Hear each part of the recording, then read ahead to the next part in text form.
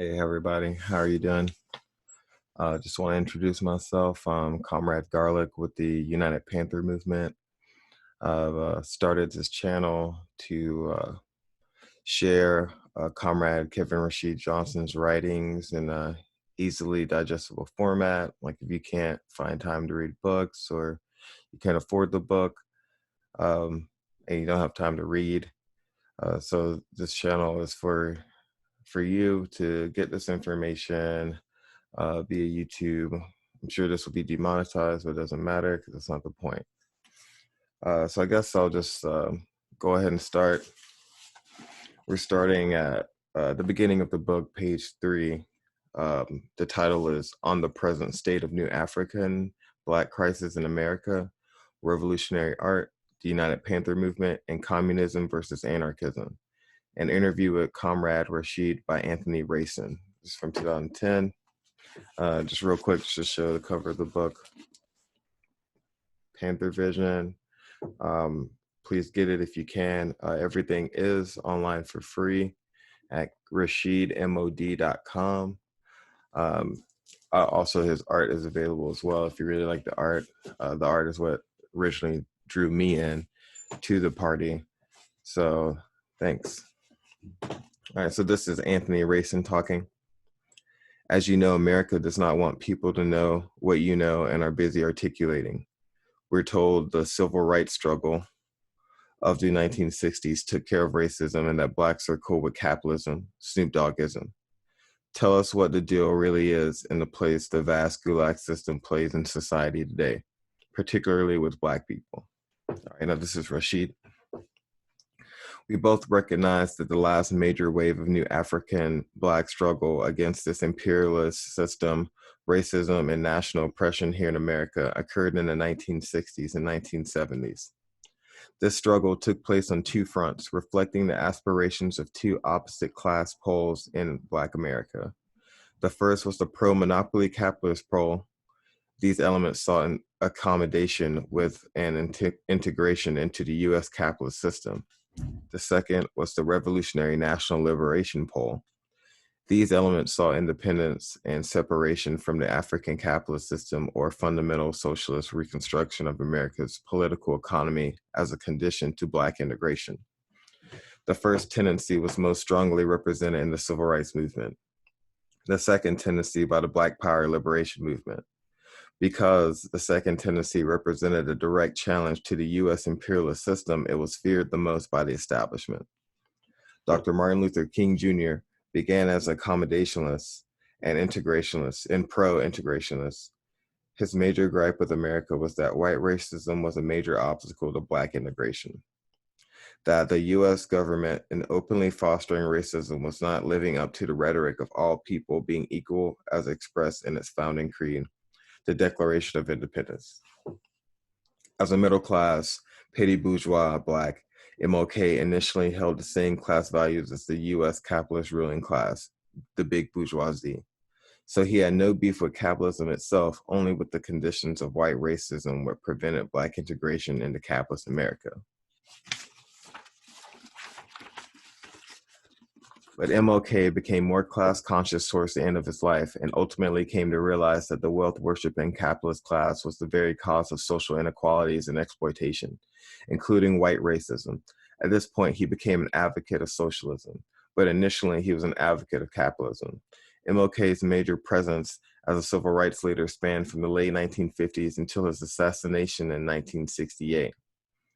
Now, at the opposite Black liberation pole were revolutionary thinkers like Malcolm X. Malcolm's early political understanding was stifled by what I call reverse racism, the subjective idea that Blacks are by nature superior to whites and whites are the embodiment of evil. This view was initially behind his support for Blacks to separate from America, but he wasn't exactly anti-capitalist. In fact, as a leading member of the Nation of Islam, he belonged to an organization that itself promoted Black capitalism. Despite this, his voice was a beacon to new Africans who opposed integration into America and accommodation with its white ruling class. The power structure repeatedly maneuvered to block both trends of our movement, prompting new Africans to fight back physically against both racial oppression and enforced poverty, and a broad grassroots movement of poor blacks spontaneously organized to march on Washington, D.C. in 1963. In 1963, with the intention of shutting the Capitol down, stopping all movement in D.C., including shutting down government operations, traffic, airports, commerce, etc. This is when President John F. Kennedy decided to open up the Democratic Party to blacks as a supporter of us getting basic civil rights and equality within the capitalist system. Kennedy and his big money backers financed King, who was not broadly known then, but was a prominent pacifist civil rights leader in the South, and used him to rein in and control black militancy and the spontaneously planned 1963 march, which initially MLK had nothing to do with. He became the face and the voice Kennedy and co. used in the mainstream media, the churches, and elsewhere to speak to the riled up black masses and contain their festering rage that was threatening to militantly besiege the U.S. Capitol. The U.S. government was compelled to use King and the Democratic Party, which was previously rapidly opposed to racial integration and black civil rights, to avert what would have been a major political and economic crisis that would have shattered its world image. At that time, I believe that MLK, confused by his pro-capitalist class interests, naive faith in the federal government, and his avowed pacifism, was sincerely opposed to black radical oppression and felt he was doing the right thing. So King was used as a political pawn to convert what was going to be an angry black militant siege of DC into government-controlled, passive one-day march where blacks manipulated into a pacifist spirit with "things will get better someday" speeches, marched, sang, and cried out their frustrations, pain, and misery with a few white sympathizers on the fringes. It was a general repeat of what we'd done for centuries doing and since slavery in the black churches. Now, Malcolm X witnessed this entire farce, sorry for the trick it was, and bitterly criticized King and his allies. Malcolm pointed out that America had repeatedly stifled, subverted, tricked, and infiltrated every black struggle for genuine freedom from oppressive conditions, government brutality and neglect, endemic poverty, and white racism, and that the 1963 march was just another example of this. He predicted that the black masses recognized this too, were fed up, and as a result, America was in for a long, hot summer of black revolt. And just as he predicted, beginning in 1963, just months after the 1963 march, beginning in 1964, just months after the 1963 march, and continuing through 1968, black ghettos across the U.S. exploded in continual revolt. Meanwhile, after being excommunicated from the Nation of Islam by Elijah Muhammad, Malcolm began traveling across Africa, studying their liberation struggles, working to build Pan-African ties between the oppressed new African masses in America and the newly liberated African nations. From the 1950s through the 1960s, Africans were fighting for and winning political independence from European colonialism and establishing newly independent African-led nations. With the European colonizers being expelled from Africa and Africans taking over the government, America sought to establish ties with the new heads of the African countries so it could secure access to and control over Africa's abundant natural wealth. However, racism in America presented an image problem that could prevent the U.S. ruling class from winning the hearts and minds of Africa's new black leaders and their diplomats who were visiting or living in America. This was actually the motive behind the federal government efforts to outlaw segregation in the southern states, beginning with the landmark ruling Brown versus Board of Education in the mid-1950s.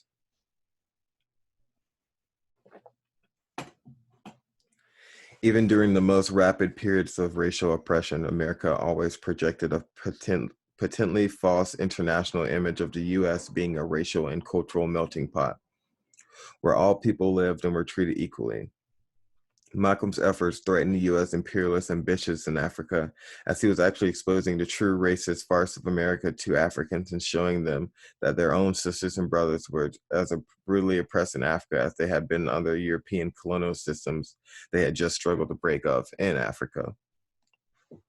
Unlike MLK, Malcolm X at this stage was a strong advocate for our right to struggle for political independence and separation from Euro-American rule, as Africans were doing in Africa, and to defend ourselves against racist violence by any means necessary, which included by use of arms.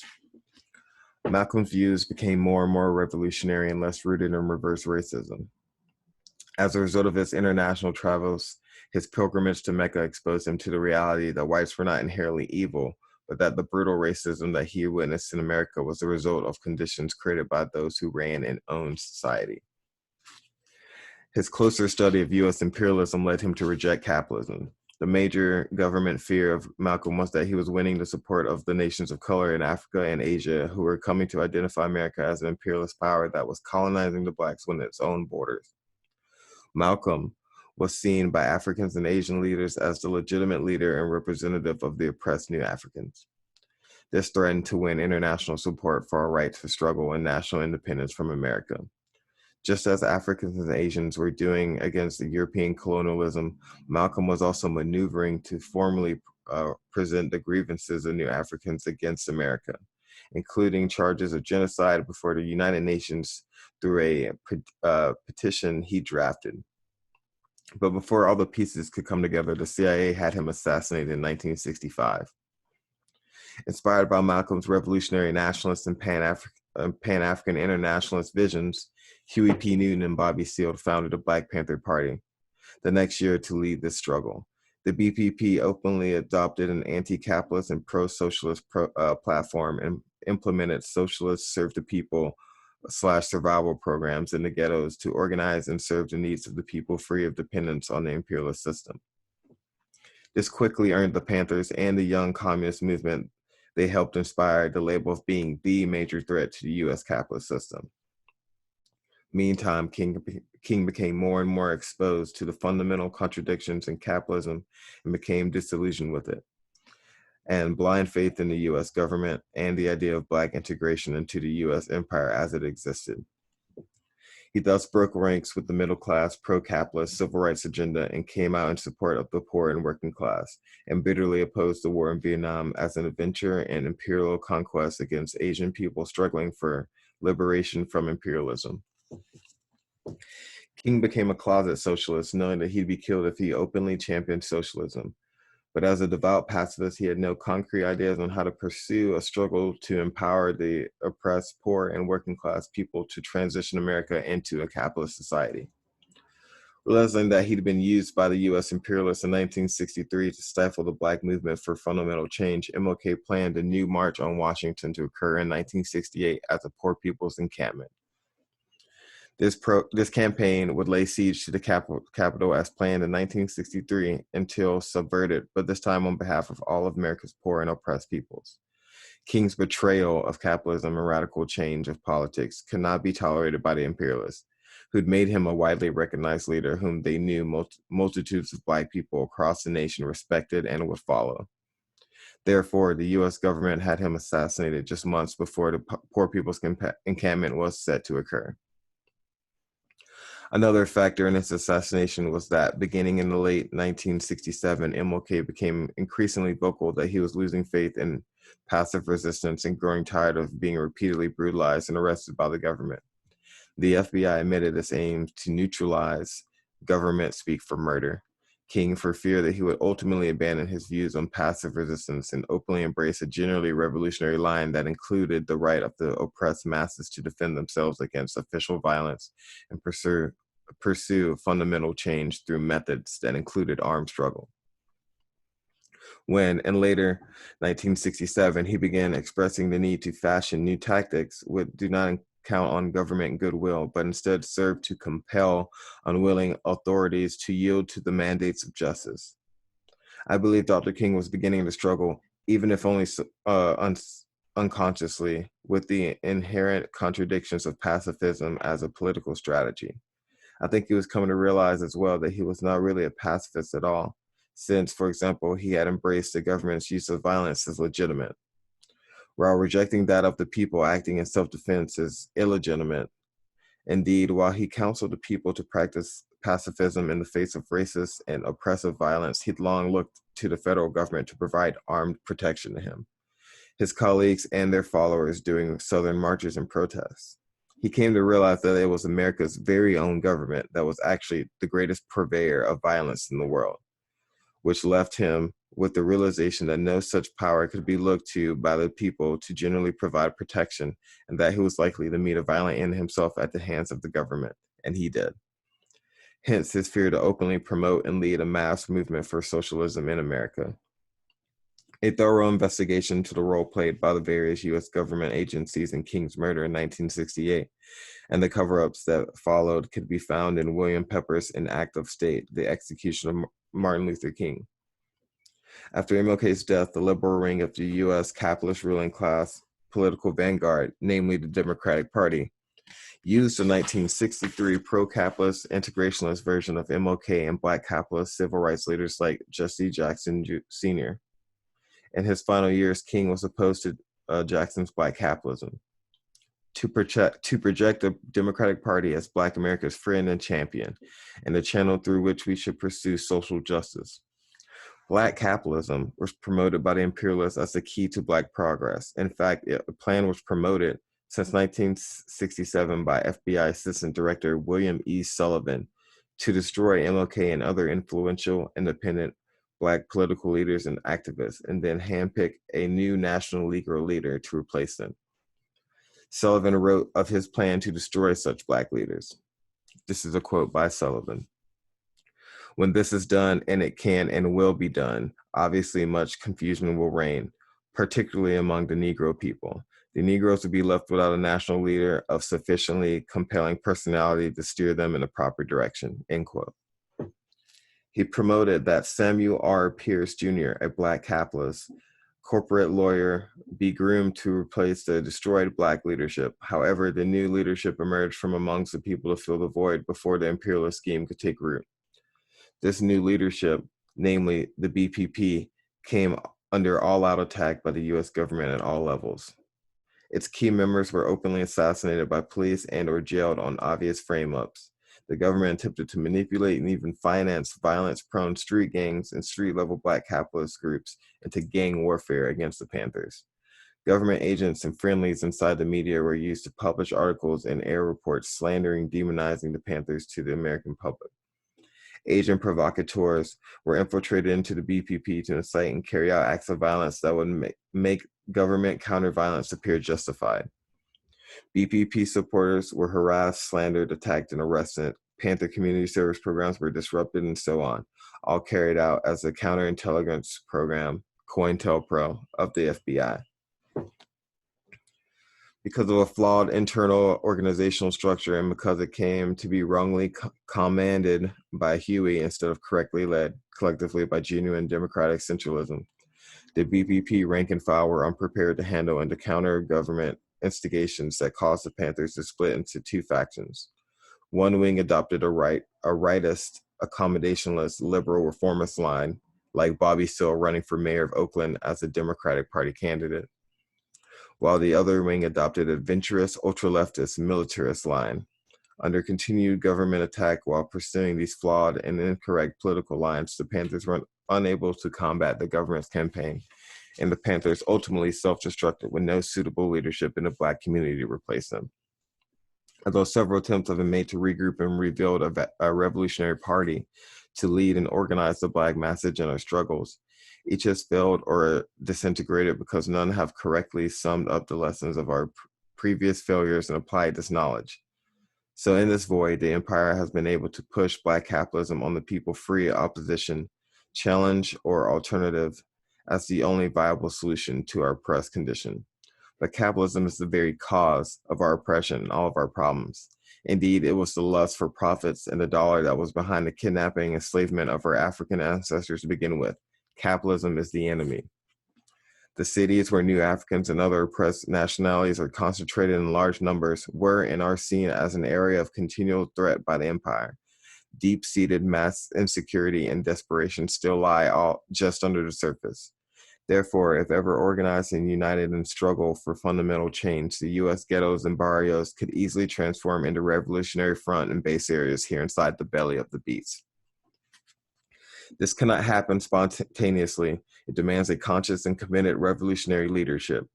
The establishment realizes this, and this is why it has remained committed to undermining and destroying every person or organization that threatens to take up the torch of the original BPP and lead our people in this direction. To stifle urban revolutionary potential, the system has implemented policies to foster and perpetuate instability in the urban centers, flooding them with narcotics, first heroin, and then also crack cocaine, PCP, and other addictive and deadly drugs, and military-grade weapons like AK-47s and Uzis, which generated severe social degeneration, fratricidal gang wars, and genocidal implosion. Stripped of revolutionary leadership and organization, the urban youth have only had their neighborhood gangs, which has been manipulated and used by the oppressor, in place of political purpose and cultural pride. And the self-respect of the revolutionary leadership gave the urban youth, which united them in struggle against oppression and for liberation. The empire and its entertainment media have promoted a self-destructive subculture of gangsterism. Black and brown imitations of early movie images of expensively dressed, luxury, car driving, Italian mafioso, and other white hoodlums devoid of social consciousness. Vulgar materialism, crass consumerism, and moral depravity, rampant individualism, self-gratification at the expense of the community, nihilism, and an illegal ghetto version of Black capitalism in general. Under these government-created conditions, the youth turned to their poverty-driven frustration and potentially revolutionary rage against themselves, with inter-community violence, street crime, and drug peddling. The establishment then used these conditions they had created and facilitated to justify increasing their own violent repression of the urban communities under their declared war on gangs, war on crime, and war on under their declared war on drugs, war on crime, and war on gangs.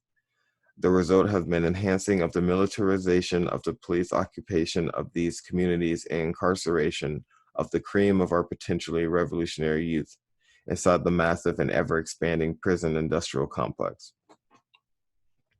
In the 2006 report entitled Cracks in the System, 20 Years of the Unjust Federal Crack Cocaine Law, even the ACLU admitted that the drug war is targeted at Blacks and has in fact turned U.S. prisons into mass disposal sites for Black people.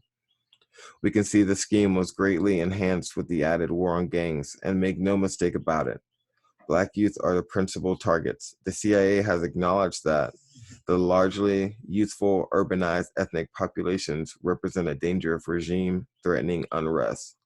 A 1968 CIA report stated, this is a quote, "The youth of a growing population may very well play a major role in pressing for change.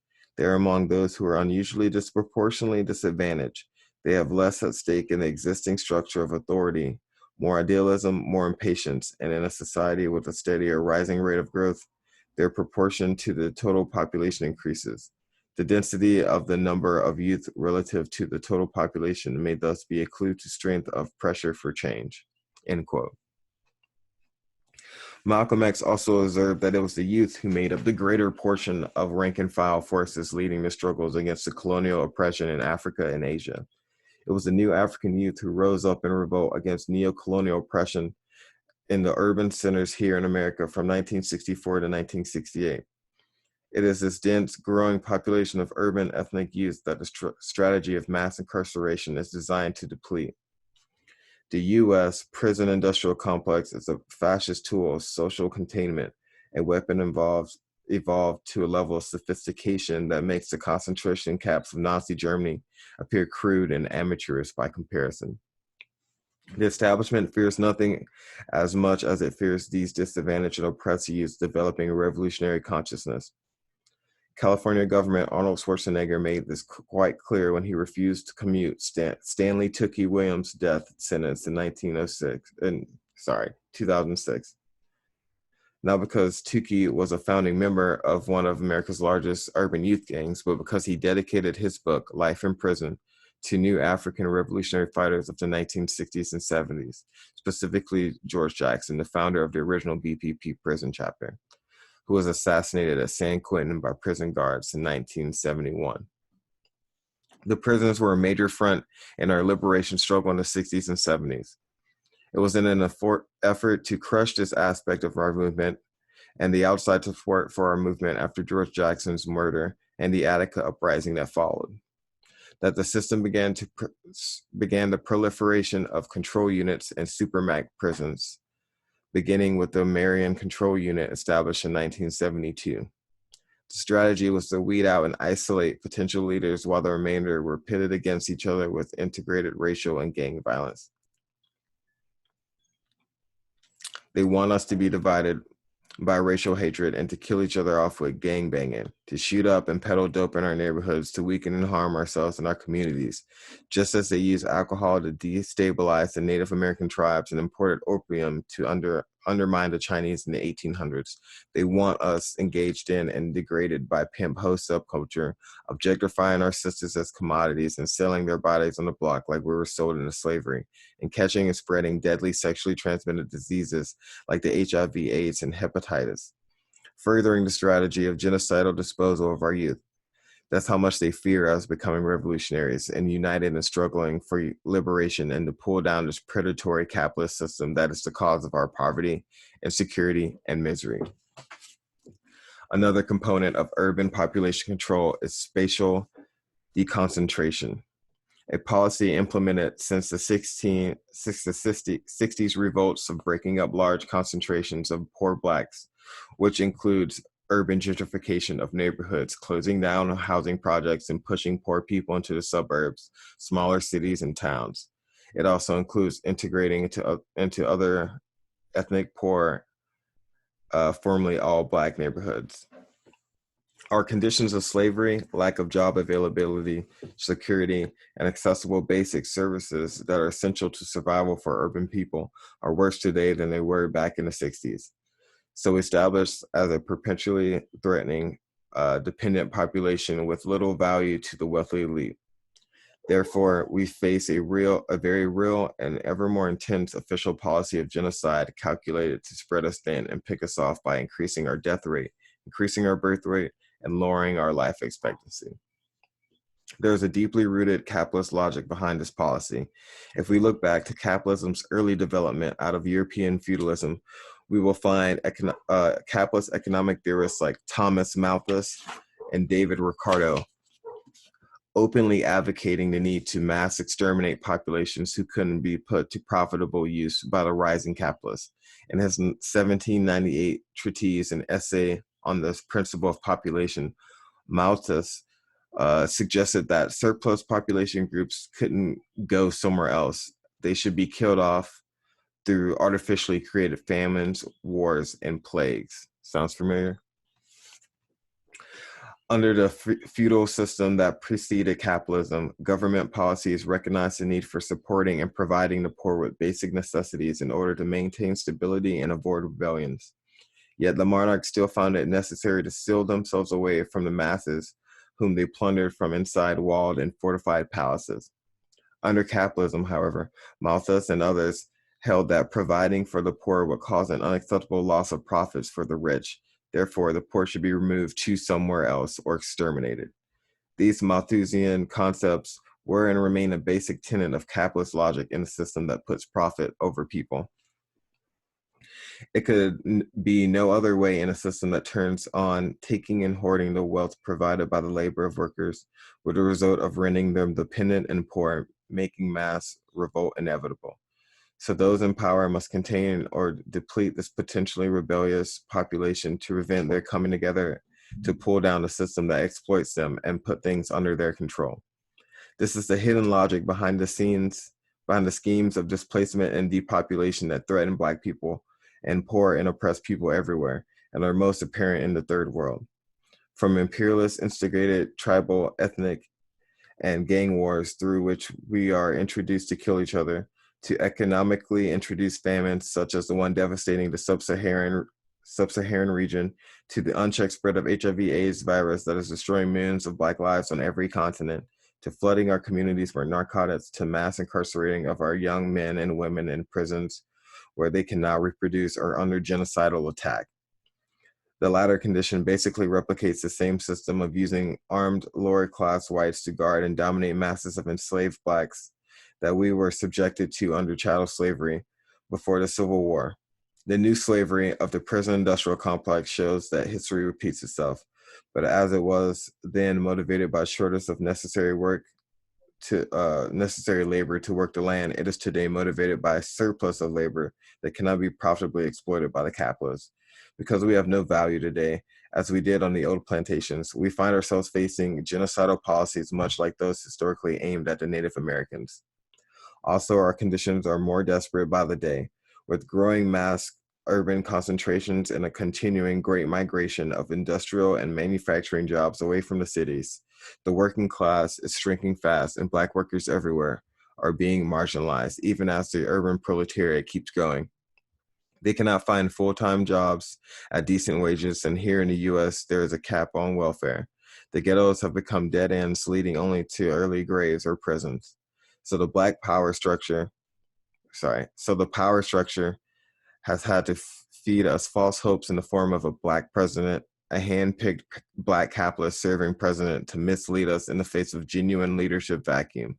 They now have us chasing dreams of Black capitalism while we are caught in a crisis of deadly competition with each other and other poor folks for 5 minutes of fame and a temporary shopping spree through channels that have destroyed our culture, destroyed our history and collective memory, destroyed our communities, and are ultimately destroying us. It is no grand conspiracy. It is simple logic of the globalized capitalist system, which operates only to enrich a tiny super rich elite class at the expense of everyone else. Just like the dope man on the block who doesn't care whose lives he destroys or who he uses to turn a profit and to gratify his wants. This is the logic we've learned from the capitalists. The first to get the axe are those the capitalists value least. These considered most expendable, and those least able to defend themselves. In other words, us. That is our situation today. So I think I'm going to stop right there. I'm over here tripping over my words and shit, but I'm going to, pick this back up a little bit later. We're going to finish this interview.